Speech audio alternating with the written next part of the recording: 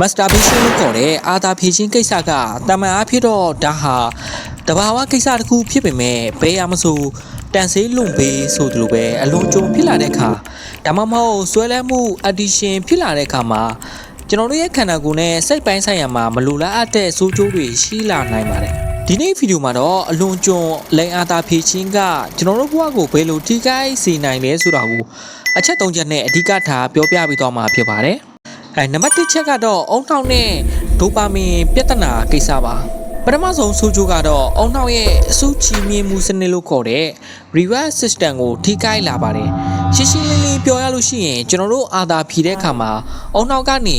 ဒိုပါမင်ဆိုတဲ့ပျော်ရွှင်စေတဲ့ဓာတ်တစ်ခုထွက်လာပါတယ်ဒါကသဘာဝပါဒါပေမဲ့နေ့တိုင်းအချိန်တိုင်းမကြာခဏအလွန်ကြုံလုံးနေမယ်ဆိုလို့ရှိရင်တော့အုံနောက်ကဒိုပါမင်ပမာဏအများကြီးကိုရေမားသွားတတ်ပါတယ်ရလာကဘာဖြစ်လာမလဲဆိုတော့တာမန်ပျော်ရွှင်မှုတွေဖြစ်တဲ့စာဖတ်တာလေ့ကျင့်ခန်းလုပ်တာတငယ်ချင်းတွေနဲ့စကားပြောတာဒီမှာစိတ်မပါတော့ပဲစိတ်တက်ကြသလိုခံစားရတတ်ပါတယ်ဘာလို့လုံးစိတ်မဝင်စားတော့ပဲထထုံတိုင်းဖြစ်လာတတ်ပါတယ်ဒါကအုံနောက်ကပြင်းထန်တဲ့လှုပ်ဆော်မှုကိုတောင်းတနေတာပဲဖြစ်ပါတယ်နံပါတ်2ကတော့နေ့စဉ်ဘဝမှာစိတ်ပိုင်းဆိုင်ရာထိခိုက်မှုတွေဖြစ်ပါတယ်။အာသာဖြည့်ခြင်းကိစ္စကိုအလွန်ကျွံလုံးမယ်ဆိုလို့ရှိရင်နေ့စဉ်ဘဝရဲ့လှုပ်ဆောင်ချက်တွေကြားဆင်းလာတတ်ပါတယ်။အာသာဖြည့်တာများတဲ့အခါမှာခန္ဓာကိုယ်ကပင်ပန်းနှွမ်းနေတာအချင်မူတူဖြစ်တာတွေခံစားရနိုင်ပါတယ်။အထူးသဖြင့်ဒီညဘက်တွေမှာအိပ်ပြက်ခံပြီးလုံမိတဲ့အခါတွေမှာနောက်နေ့မနက်မှာအာယုံဆိုင်မရတာတွေမှတ်ညံမကောင်းတာတွေဖြစ်တတ်လာပါတယ်။မှတ်ညံမကောင်းတာတွေဖြစ်လာတတ်ပါတယ်။နောက်တစ်ခုကတော့အပြစ်ရှိတဲ့စိတ်ပါတချို့လူတွေမှာအာသာဖြည့်ပြီးတိုင်းကိုအားမလို့အားမရဖြစ်တာတွေစိတ်တက်ကြတာတွေဖြစ်တတ်ပါတယ်ဒီလိုစိတ်ခံစားချက်တွေကကျွန်တော်တို့ရဲ့ကိုယုံကြည်မှု self confidence ကိုတဖြည်းဖြည်းချင်းစားသုံးသွားနိုင်ပါတယ်လူမှုရေးဆက်ဆံရေးတွေမှာလည်းမျက်နှာငယ်သလိုခံစားရပြီးတော့လူတော်မတိုးချင်းသလိုဖြစ်လာတတ်ပါတယ်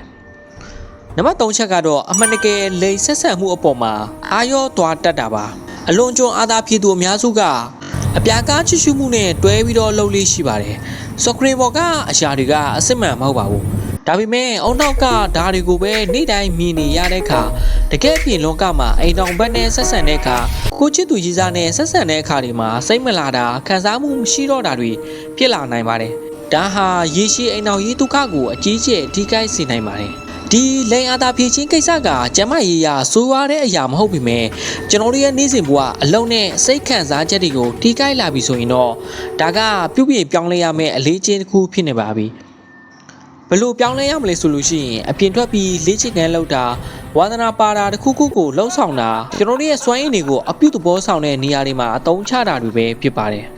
နိုဝင်ဘာလကုန်သွားပြီဆိုတော့ NNL challenge မှာတငယ်ချင်းတွေရောအောင်မြင်သွားကြရဲ့လားကွန်မန့်မှာဖြေကြားခဲ့ပါအောင်ခင်ဗျာ